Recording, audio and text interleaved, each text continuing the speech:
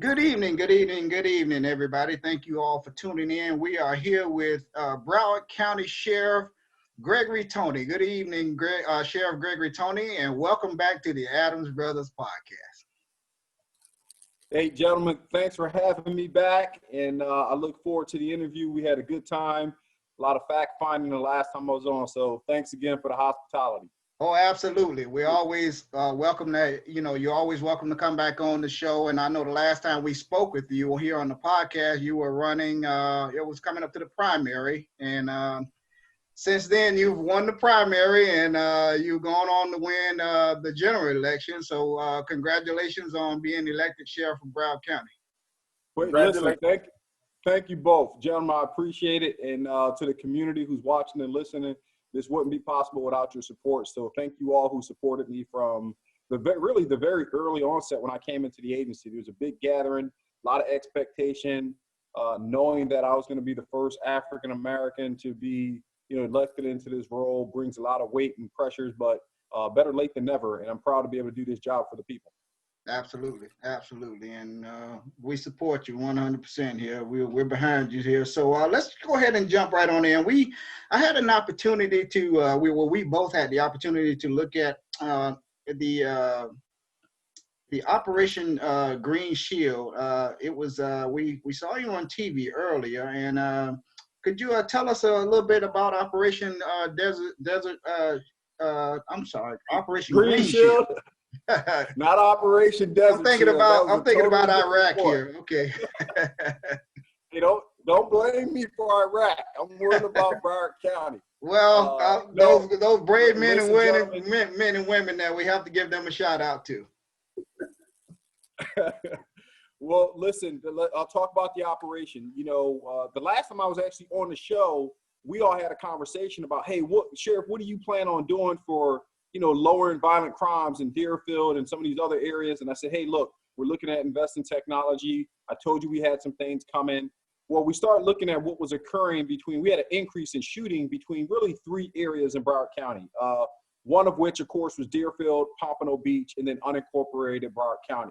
And so I started looking at these numbers with my team and said, hey, what can we put together to really go after the violent offenders, the gangbangers, the one that are really creating a problem? We don't want to harass the community. I'm not looking for miscellaneous arrests for 2 grams of marijuana, but who are the real hard criminals out there? And our street crimes, our crime suppression teams got together in Deerfield, our strategic investigations divisions, our criminal investigations divisions.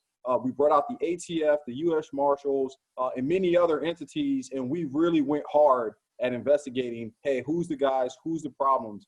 And we end up arresting roughly 54 arrests, legitimate arrests, again, not miscellaneous things, but violent offenders. We removed over 27 firearms off the street. There were some that had FN rounds, which can penetrate body armors, assault rifles, semi-automatic handguns, submachine guns, and tons of different narcotics from heroin, cocaine to fentanyl. And so it was a productive operation. And look, guys, we did it without having to hurt or kill anybody. So I'm proud of how my men performed, men and women, and we're going to continue to do these type of activities to safeguard not just Deerfield, but all of Broward County. Well, that's absolutely good. We're glad that none of your deputies was hurt during this operation, and we commend them for doing the good job that they're doing out there. And we want to continue to keep these shootings down. And this is why we podcast. We're trying to help the community. We want to help the local police agency. We want to help the Broward Sheriff's Office. We want these shootings to stop, and that's why we invite you here. We want to see what we can do to help, stop these senseless shootings here. And that was just a 30-day. Darryl, if I could dive in again and just give you one more little fact point for our viewers who are with us today. One of the things we've seen by starting and launching this operation, in a 30-day period, we had a 35% decrease in shootings. Right. That's significant. So it tells us that, hey, we are targeting the right suspects. We are targeting the right people. We're not harassing our community. We're not dumping every kid on the ground. But when we do intelligence-driven policing, we can do this job effectively. Well, let's talk about spot shotters here for a second. Does the spot shotters, do you think that they had anything to do with the reduction in crime to 35%? It most certainly played into it. Let's talk about ShotSpotter. So ShotSpotter, we just made an investment using a federal grant to be able to introduce it into unincorporated Broward County. Therefore, I have that type of autonomy, that purview. It's not a contract city like Deerfield. We're not, costing taxpayers more money. And I wanted to see how effective does it work here in Broward County. And so our men and women have been responding. I think we went live, don't hold me on the date, but probably the second week of November, sometime either the 16th or the 18th, we said, hey, let's launch this thing. Let's see how we cut down on response times. And we have. Our men and women are going to shooting calls before a call even comes in from a resident. So I'm hoping we can get more technology, more data points from the technology, and then take it to city management and commissioners and say, hey, it's working in unincorporated Broward. Are you guys willing to invest in this so that we can have it here in Deerfield? And that's what we were asking you about the last time you were on. And we were talking about the ShotSpotter technology. And I heard you. Yeah, I know you did. I got off the podcast and I went and spent money. So I heard you. Right. So I'm glad you are listening. So so for all of you that's out there watching right now, the Sheriff Tony, he is listening. You might not think he's not, but he is. And this is why we do these podcasts, to educate the public, help educate the public. And I tell you, you don't have to tell me where, but I know I have been riding through Deerfield here, and my brother has also. And we've seen some portable units here. Is that part of the ShotSpotter technology? You don't have to go into details. I know you can't go into details, but no, I can be honest on that one. It is not part. It is not part of the ShotSpotter technology. In order for us to start introducing those type of equipment elements into a city, we have to have a contract agreement and everything else with city management. Like I said, in unincorporated Broward County, I have the authorities to just act. I have the authorities to just go deploy and put resources out there.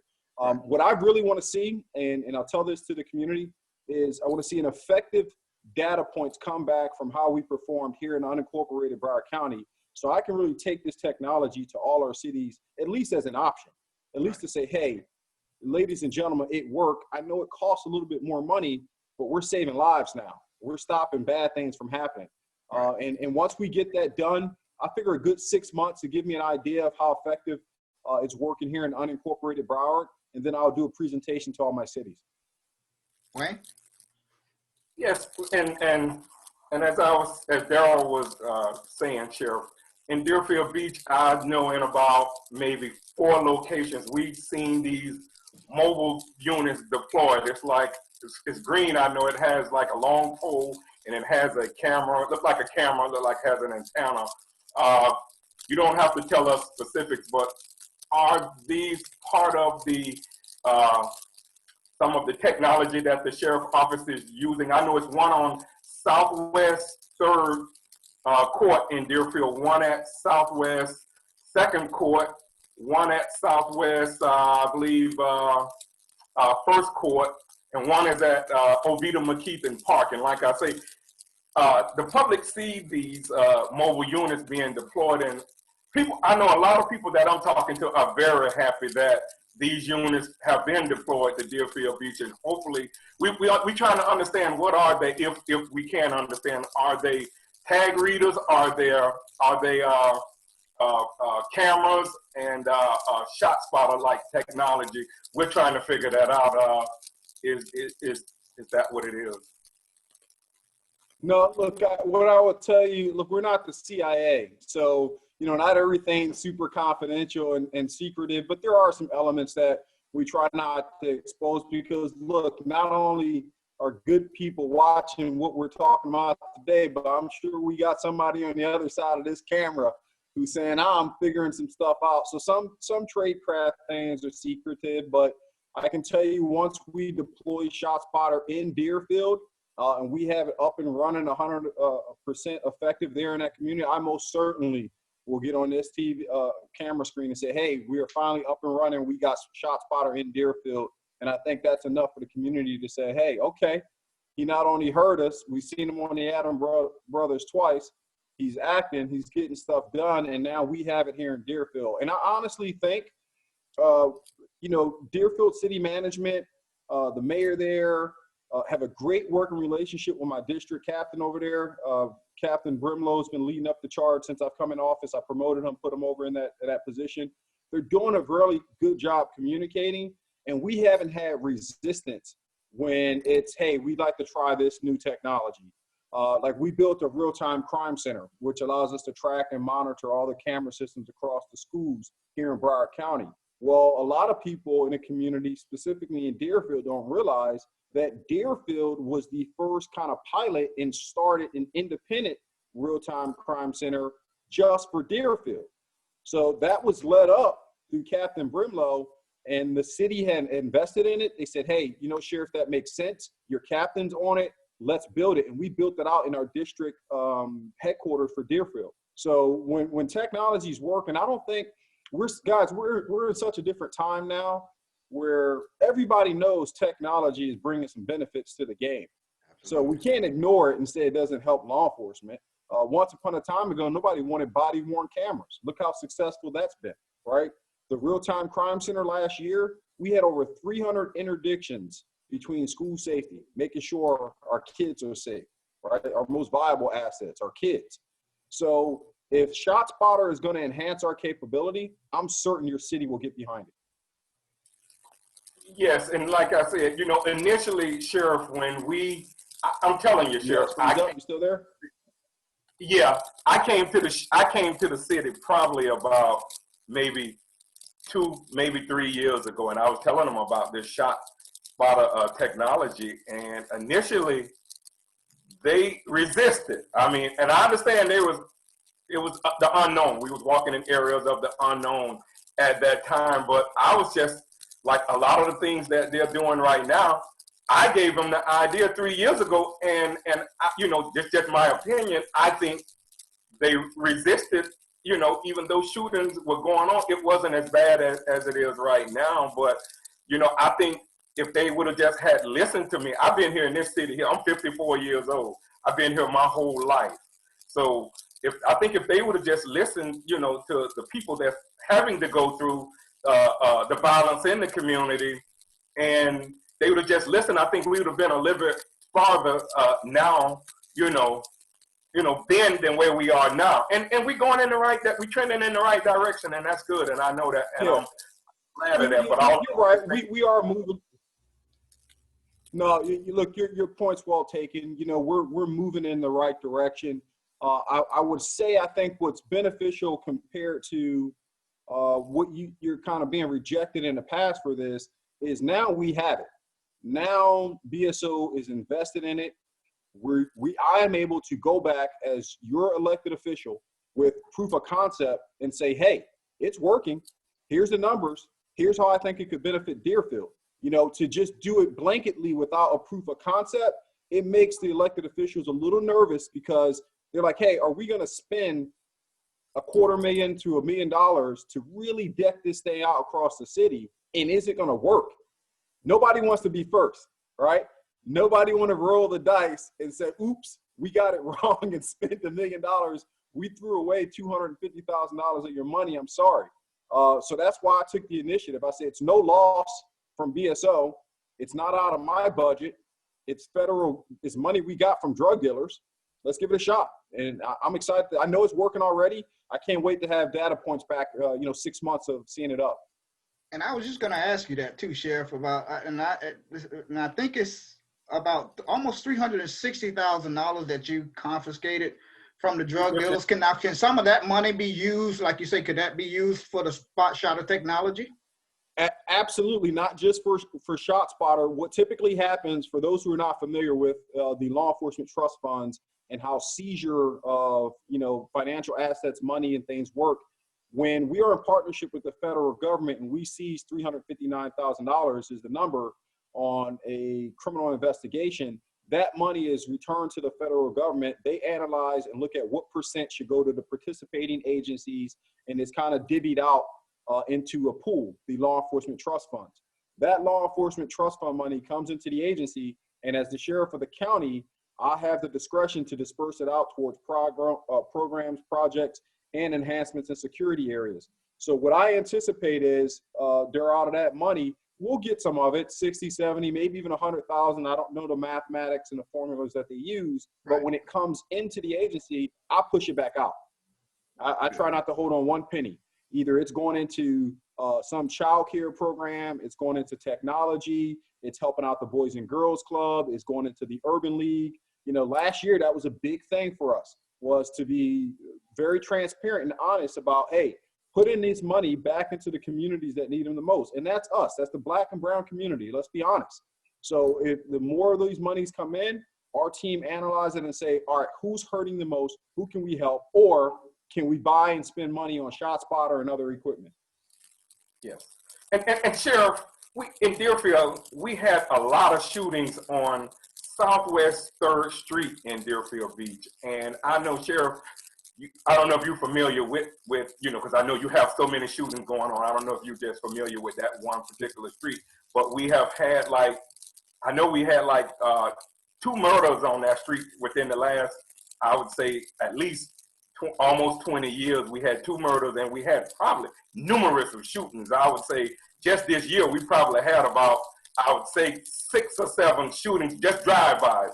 People just driving by shooting. And there was talk one time about putting either a mobile substation or putting a substation in that area. Do you have any information or are you aware of that? Is that still gonna happen? I have not. Yeah, no, I will tell you, as of recent, it has not come up during my administration. So I'm coming up on 2 years that I've been here now. And we have not, meaning myself and, my colleagues and city management and the mayor, have not had a discussion about, creating a substation unit in that particular area. If the numbers and statistics are one that warrants it, I'm not going to be opposed to it. But what we have to remember is with substations come additional manpower, comes infrastructures, facilities. And I think what's going on right now with this virus out here, people losing jobs, I'm giving you the inside scoop. Right. Management across this county is very concerned about where they're going to spend their money, because all type of reserves funds are being tapped into. The instability of the economy, we don't know which way it's going to go. If this vaccine doesn't work, all these different variables, and how long is it going to take for the vaccine to get into this community? I think business people, our city managers, are very cautious about spending any money right now. And I share their concern, because I was looking at the meeting last night, and I saw Deerfield Beach, had to pull $453. I maybe not be right, but I know it was over $400,000 out of their reserve to at least maybe balance the budget. So I'm very aware of that, what you're saying, and that you're absolutely right. But I'm just trying to look for solutions on that street, because in the past, Sheriff, Black people have always been stereotyped as not wanting to help law enforcement. And I think in listening to your lieutenant talking on the operation, she made it very clear that Deerfield Beach residents and the community came out and gave them tips that led to the arrest of the 2 or 3 suspects that were taken into custody here. And I just want. Look, I will tell you, Wayne, you're spot on. Look, we would have not gotten this done if the community didn't show up, if they didn't call us, if they didn't trust us. So I'm with you. I don't want to lose that relationship. I don't want it to go stagnant. Finally, there's a level of trust. People are saying, hey, you know what? We've been crying about this for years. They're trying. They're not perfect, but they're out here.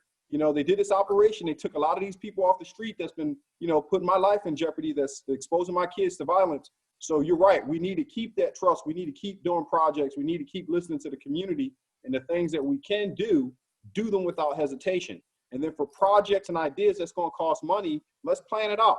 Let's figure out how do we get there, right?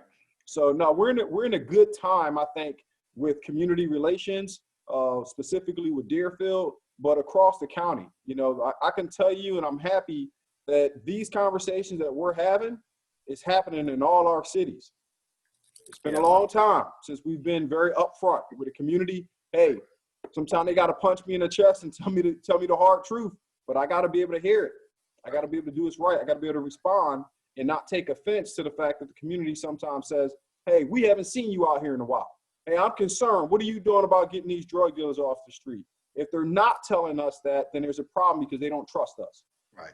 And speaking of, and that's what I was touching on as far as like, you know, like I say, in the past, I mean, it's like this stereotype of the black community not wanting to help. Well, I can truly tell you, no one wants a drug dealer on their streets or a drug house on their streets or crime or murders or shooting. That's ridiculous for anyone to even think that, you know. So I'm glad that we're moving forward in the right direction. right. And Yeah, and look, we're moving in the right direction, and we're not moving at a snail's pace, which is good. right. Government typically moves slow. Right. And speaking of community, there's a community meeting tomorrow night here in Deerfield Beach. It's going to be hosted by Commissioner Ben Preston of District 2 here. It starts at 7 p.m. And I think the last conversation I had with Commissioner Preston, I believe he said that he invited you. Will you be able to attend tomorrow night? I know you can't stay. He reached out to me. Yeah, he reached out to me earlier today to get. That's the first I got the invite. We got something on the calendar, so I won't be able to make that one. But either if I can send the undersheriff down there or my executive director who leads up all law. I don't know if you guys met Colonel Holmes. Yes, I met one him, of us will be there to participate. Yeah. Right. So one of us will be there. That's our top 3 officers in the agency right there. Someone's going to show up. Okay, that's fine. And my final question for you is, I'd like to know about community policing. Are you for community policing here in the districts or here in Broward County, I should say? Absolutely. Absolutely. And you got to look at some of the things we've done. You know, last year, man, it's almost 2 years now. 2 years ago, I came into the agency. I said, hey, we need to get back to real community policing, not politics, not putting my face on stuff in the community when it's an election season, but getting into the community and knowing who your stakeholders are, know who your leaders are, know who your pastor is, know Miss Jones that lived in the community for 45 years who can tell you about every single person in the community. That's the type of relationships we have. We also can't be an over-policed community. Right. We can't just jump out the car and handcuff everybody. Right. We need to help out in any way we can. This has been a testing time for Deerfield and this whole county. One of the biggest complaints that I received, the biggest concerns that start coming out outside of crime patterns, you know what it was food. That people were hungry, that people were losing jobs. I got so many emails and calls saying, Sheriff, you know, I lost my job. People are having a hard time feeding their kids. So we partnered up with Feeding South Florida, and we set up dozens and dozens of food distribution sites. People are like, hey, that's not police work. It's service, protect and serve, right? We got to serve this community. We have all the logistics to do it. Who else is going to set up security? Who else is going to transport food? Who else is going to set up, you know, motorcades? That's us. That's on us. Then going back, Daryl, to what I was talking about with the law enforcement trust funds. A couple months ago, I pulled out $100,000 from the law enforcement trust funds and paid for 750,000 meals for Broward County residents. Is that police work? Some people would argue no. But my philosophy is this. If I'm putting food on your table, then you can keep your lights on. That means it keeps your son or your daughter from committing a crime because they're trying to survive. Absolutely. It's all connected. Right. So yeah, community policing matters. We got to be in the leaderboard when it comes to community policing. I got to be able to jump out the car. Well, not me, but one of my deputies got to be able to jump out the car and know you on a first name basis, know your daughter, know your son, know how long you lived in the community, and you need to know as much as you can about that deputy. Right. Because that build relationships. Right. And we grew up here in Deerfield here, and we used to see the cops get out and play football with us and shoot hoops with us, and we just don't see that anymore. And we're getting back to it.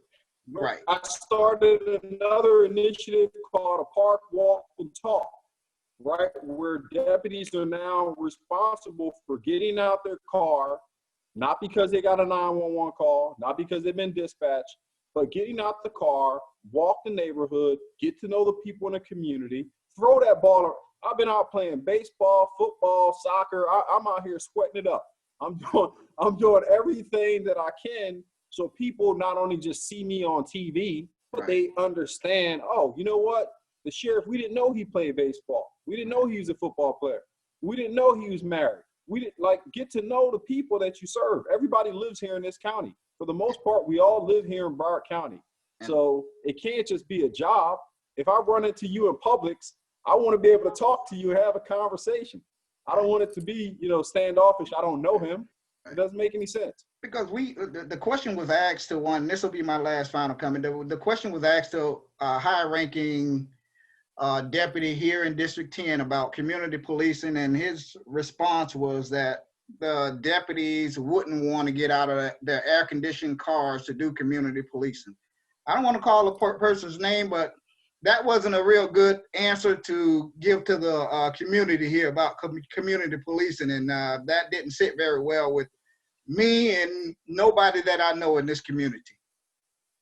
Look, and as it should not. Look, we all have to get out of these. We can't sit in the iron tank, as I call it. It builds distrust. If all I see is a car driving by, I don't know a name, and that name doesn't know me. And that name, at some point, I'm going to run into when I need him or her, and there's no relationship there. One of the big things I had prized myself on when I started my law enforcement career was when a call would come up in the community, let's say a burglary, and the address would pop up. I knew whose house I was going to. It wasn't just 3141, Southwest 10th Street. Oh, that's Derek's house. I knew who lived there. That makes a big difference before you even get to the call if you know the people that live in there. Right.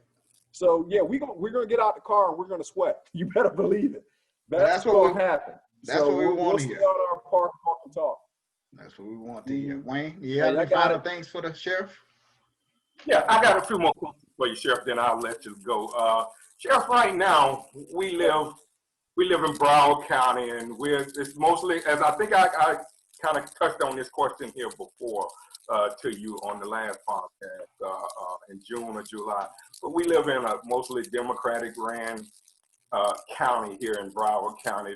The majority of the county commissioners are Democrats, and for the first time, we have a black sheriff, we have a black supervisor of elections altogether, what I'm saying. We have a black clerk of courts, we have a black prosecutor, a young prosecutor. And I know right now. Public defender too. Public defender too. That's what I was thank you. We have a black public defender. And a lot of black people that I talk to are very hopeful now that we can see things move towards justice. I mean, we don't want no handout. We just want to see justice, and I think a lot of people have a lot of high hopes in what could come, with all these black faces in high places. And how about you? I want to know how you feel about that, if you can touch on that. Listen, I'm excited for the opportunity to be the sheriff here, but I'm more excited about the overall response of the community, because this is not just a black thing. It took white people to vote for those black candidates and myself too. It took Hispanics to vote for those black candidates as well as myself too. And so the community has said it is time to measure people based on their merit and capability. I don't care what color you look like. Are you going to do the job?